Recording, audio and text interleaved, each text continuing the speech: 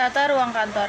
Tata ruang kantor adalah pengaturan perabotan, mesin, dan sebagainya di dalam ruangan yang tersedia. Menurut Dersliangji mengatakan, tata ruang adalah penyusunan alat-alat pada letak yang tepat serta pengaturan kerja yang memberikan kepuasan bekerja bagi para karyawan. Asas tata ruang kantor. Yang pertama, asas jarak terpendek. Tata ruang yang baik adalah apabila dalam proses penyelesaian pekerjaan, penyusunan tempat kerja karyawan, dan penempatan alat-alat kerja menempuh jarak yang sependek-pendeknya. Yang kedua, asas rangkaian kerja. Dalam menempatkan karyawan harus memperhatikan rangkaian kerja mereka. Karyawan yang urutan kerjanya berdekatan harus ditampilkan berdekatan. Yang ketiga, asas penggunaan seluruh ruangan. Jangan biarkan ada ruangan yang kosong yang tidak digunakan, karena akan menyebabkan pemborosan dan tidak efisien. Putri Talita akan membacakan tentang tujuan tata ruang kantor. Tujuan tata ruang kantor adalah memperlancar jalannya pekerjaan, yaitu segenap ruangan digunakan secara efisien untuk keperluan pekerjaan, menambah semangat kerja pegawai, memberikan kesan yang baik bagi para tamu yang datang mengunjungi kantor. Jenis-jenis tata ruang kantor. A. Tata ruang kantor berkamar atau kubikal, yakni berupa ruangan tertutup secara penuh hingga plafon dan ruangan tertutup sebagian hingga separuh badan. Kelebihan: 1. Privasi pekerja lebih terjaga, terutama untuk pekerjaan yang sifatnya konfidensial. 2. Lebih nyaman dan tenang. 3. Konsentrasi karyawan bisa lebih terjaga. Kelemahannya: 1. Komunikasi terhalang oleh sekat. 2. Memakan banyak biaya untuk membangun bilik-bilik ruang kerja. 3. Kantor terlihat sempit karena banyaknya tembok pemisah. B. Tata ruang kantor terbuka atau open plan. Seperti namanya, jenis tata ruang kantor terbuka tidak menggunakan sekat pemisah di setiap ruangannya. Jenis tata ruang yang satu ini biasa digunakan oleh perusahaan startup yang mengutamakan keterbukaan.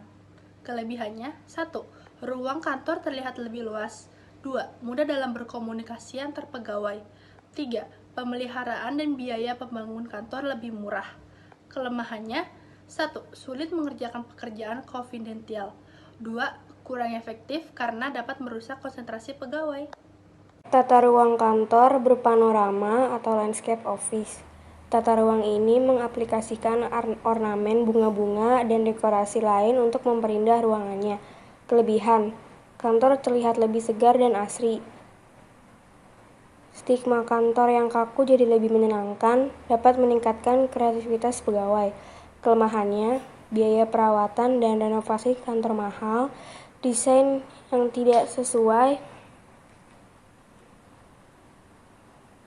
malah membuat ruangan terlihat aneh. Banyak ornamen-ornamen yang sebenarnya tidak perlu. D. Tata ruang kantor gabungan atau mix office. Tata ruang ini memungkinkan kita untuk menggabungkan seluruh keunggulan dari jenis tata ruang kantor. Kelebihannya dapat menyerap keunggulan dari jenis tata ruang kantor yang lain. Tampilan terlihat lebih dinamis dan tidak kaku. Bebas mendesain ruang kantor sesuai keinginan perusahaan. Kelemahannya, biaya perawatan dan pembangunan kantor lebih mahal. Desain ruang kantor tidak jelas dan kurang tertata. Fungsi dari masing-masing ruang jadi kurang jelas.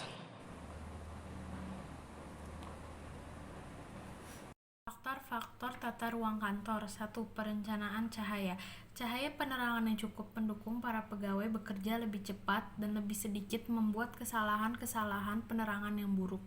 Kurangnya sinar yang mencakupi bagi pegawai yang akan menolong dan membantu mata, serta membuat kemungkinan kesalahan kerja semakin tinggi sehingga produktivitas kerja ikut menurun. Kedua, perencanaan warna. Sejalan dengan cahaya, warna menjadi faktor penting untuk membuat pegawai menjadi nyaman, bekerja lebih produktif jika warna yang mendominasi suatu ruangan adalah warna yang mempengaruhi perasaan seperti biru, ungu, hijau tua, putih, biasanya menimbulkan kesan tenang. 3. Perencanaan udara. Pekerjaan kantor yang bersifat pikiran, maka dari itu diperlukannya suatu ruangan mendapat suplai udara yang teratur. Usahakan agar udara yang mengalir adalah udara yang bersih dan sejuk.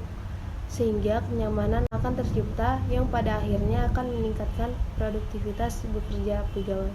4. Penataan suara. Suara gaduh dapat menyebabkan tidak efisiensinya pekerjaan kantor karena akan mengganggu konsentrasi orang yang berada di dalamnya. Dengan demikian, suatu ruangan dibentuk agar terbebas dari suara yang mengganggu, baik suara dari luar maupun dari dalam kantor itu sendiri. Menata tata ruang kantor. 1. Penempatan denah ruangan. 2. Posisi tempat duduk. 3. Posisi panel. 4. Memperhatikan display. 5. Lighting yang merata.